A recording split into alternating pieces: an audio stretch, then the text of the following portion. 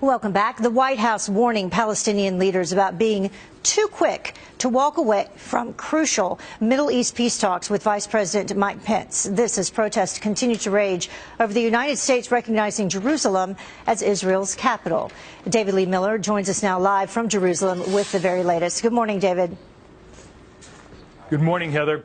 This was another weekend of protests here, not just in the region, but throughout much of the Muslim world, demonstrating against President Trump's Jerusalem declaration. More than 150 Palestinians were injured in clashes with Israeli troops on Sunday, but the overall intensity of the violence seems to be diminishing compared to what took place last week.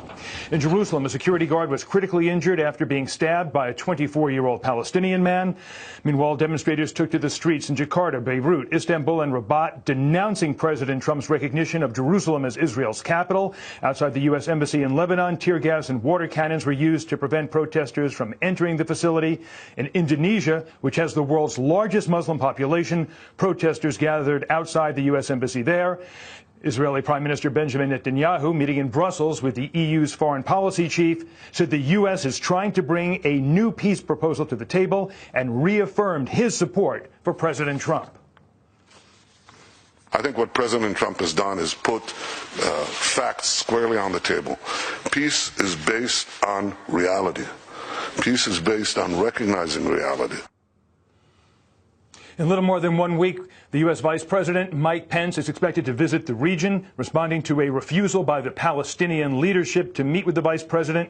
Mr. Pence's office put out a statement. It reads in part, quote, "It's unfortunate that the Palestinian Authority is walking away again from an opportunity to discuss the future of the region, but the administration remains undeterred in its efforts to help achieve peace between Israelis and Palestinians, and our peace team remains hard at work putting together a plan." The U.S. Vice President, Heather, plans to meet with the Egyptian president as well as to attend a session of the Israeli parliament, the Knesset. Back to you in New York. David Lee Miller live for us this morning. Thank you, David Lee. Appreciate it.